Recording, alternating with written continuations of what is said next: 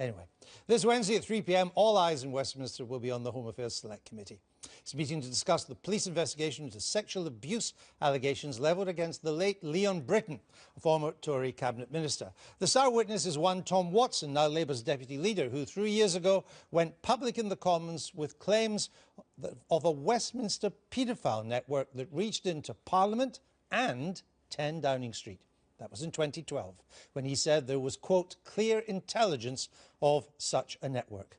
There have been, as yet, no arrests or charges. Here's Giles with more on Tom Watson.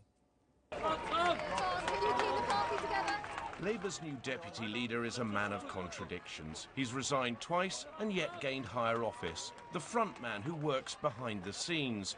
Called a fixer and a bruiser, he's genuinely upset at such suggestions. Now, having carved a name as an inquisitor of the powerful and taker of political scalps, he's about to be quizzed himself. Amidst calls, he should step down. Do you know, if you Google the name Tom Watson, you'll find a Puritan preacher, a golfer and a fighter. When it comes to the deputy leader of the Labour Party, the irony is he could be described as all of those things. Well, perhaps not the golfer. But while they know him here in West Bromwich, in his constituency, and the wider West Midlands, when it comes to the politician, do we really know who the real Tom Watson is? He started in Labour delivering internal mail, and over time his efforts delivered a junior ministerial position under Tony Blair.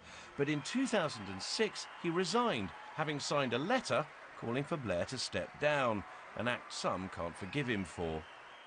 But what put him in the public spotlight was his work on the phone hacking scandal and his fierce confrontation of the Murdoch family. You must be the first mafia boss in history who didn't know he was running a criminal enterprise. Mr. Watson, please. I think that's inappropriate. Inappropriate? The irony is Tom Watson himself has a reputation for being a feared figure. One Labour MP told me he's the iron fist in the iron glove, and in the past more dangerous to any Labour MP than any member of any other party. His friends, however, say he will clear up messes and fix problems. He is a guy that can do a deal, definitely. But that's very different from being a bruiser in some kind of cartoon, kind of quasi-political mafioso. I mean, that's the stuff that at which he will look askance, because it's just, I mean, not like that. He's not like that. However, in 2012, Tom Watson publicly signalled he had a darker and tougher challenge for the establishment. I want to ensure that the Metropolitan Police secure the evidence, re-examine it and investigate clear intelligence suggesting a powerful paedophile network linked to Parliament and Number 10. Today, Tom Watson is a figurehead of those wanting allegations of historical child abuse, sometimes aimed at the highest level, to be exposed and examined. But some say that in demanding police and prosecutors investigate allegations against former Home Secretary Leon Britton, he overstepped the mark. Watson pressed the Crown Prosecution Service to examine a range of allegations against the Conservative peer, including the alleged rape of a woman. That case has been dropped, a fact Britton was not made aware of before his death in January. When are you going to apologise directly to his family? I think we've got a Home Affairs Select Committee to discuss that. One of those on that select committee says Tom Watson's good work was with him and others getting the Goddard inquiry into such cases finally underway. But now he's gone too far. Tom has rather set himself up as judge, jury and executioner over individual cases. No charges were ever brought about the people that have been named by Tom, and now he's made to look rather silly. And what I'm really concerned about is it undermines the credibility of those of us who've campaigned for this inquiry into child sexual abuse and for society as a whole to take this really seriously. It's really important that he should not apologise for passing on evidence, testimony from alleged victims, multiple serial alleged victims from completely different sources of sexual abuse to the police. It is really important that people who do that don't apologise for it. And even if the police don't prosecute every case, it nevertheless remains important. The fundamental principle is that victims should be believed. Tom Watson's never been so secure within his own party. Outside it, there is now, however, a distinct appetite to ask him the kind of awkward questions he himself has long had a reputation for asking. So, was Tom Watson just doing the job of a campaigning MP, or has he overstepped the mark by making the gravest accusations based on unreliable witnesses? We're joined now by two men who followed the twists and turns of this story closely. Times columnist David Aronovich and the author and journalist Peter Jukes. Welcome to you both, gentlemen. David Aronovich, you first. Isn't it part of an MP's job to help expose cover-ups, to fight injustice, pursue the interests of these kind of victims? Definitely. No, I don't think anybody could have any objection to somebody doing what the second person or the last person in your film said, which is simply to raise questions which are put to them and sometimes to campaign about them. I think there's no objection to that at all. I think the problem is that back in November 2012, Tom Watson, based on some intelligence that he thought he had, made a statement that went far beyond what the intelligence would suggest to him, was then insufficiently sceptical about some of the people who came to him later. I don't mean that he should have disbelieved them, but I think that there was a stance virtually of automatic belief, and ended up leaning very significantly on the DPP and the Metropolitan Police in order to try and carry out a kind of degree of investigation, including the interview of Lord Britton, at a time when I think it should have been relatively clear, and it was becoming relatively clear to the police, that there was no chance of a prosecution, there wasn't a significant case. So I think what he's guilty of is significant overclaiming and then throwing his weight around. Peter Jukes, it is 3 years now since Mr Watson claimed there was what he word clear intelligence of a Westminster VIP paedophile network. 3 years and yet not a single arrest, never mind anybody being charged. Well, this is incorrect. I mean, this has been appallingly reported for the last week. We know from that intelligence and the writing intelligence, Charles Napier was prosecuted and convicted of 33 offences involving 28 children. And yes, I understand that, but that's not part of this isn't. He claimed a paedophile network that reached into Downing Street and Parliament. But that came as a direct result of Tom's intervention. But it's not part of that VIP network. No, but he was a significant person.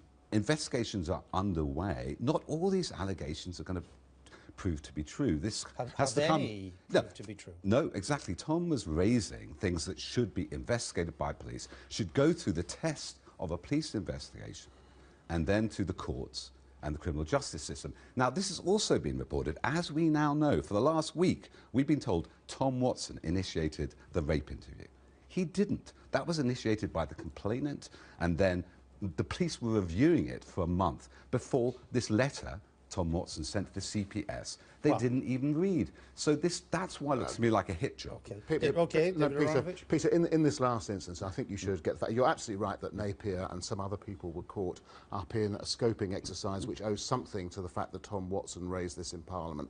And Andrew's absolutely right. These were not part of any paedophile network, as far as we can see, involving VIPs or Westminster. And I think we should remember that on the basis of what Tom Watson said and others said, including Zach Goldsmith, who I think bears a very significant responsibility, Conservative MP who will be the mayoral candidate. Who'll be mayoral candidate. I think there was actually a period of madness which went through, and it also involved the press. So I don't think we should just implicate politicians in this. But the fact is that the review that the Metropolitan Police made came to the conclusion that Britain should be interviewed. That decision was taken 2 days after.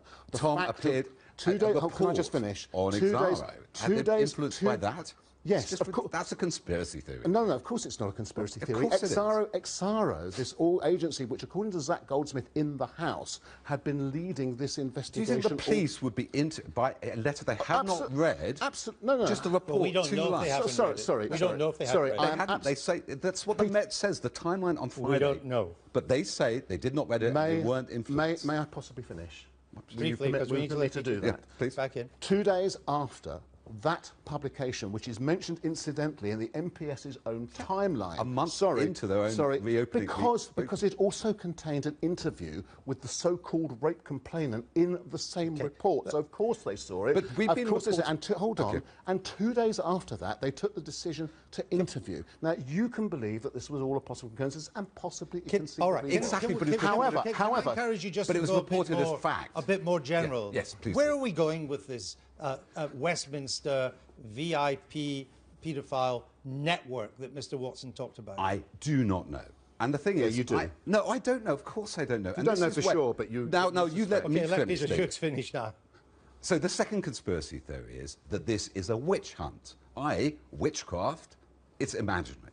Now, we know from people like Cyril Smith that abuse did go on members of Parliament. It's just, you know, we should let the Goddard Inquiry and the police scope out. The myth put around witchcraft is deeply damaging because it's basically prejudicial. Well, I think the word witch hunt's being used as...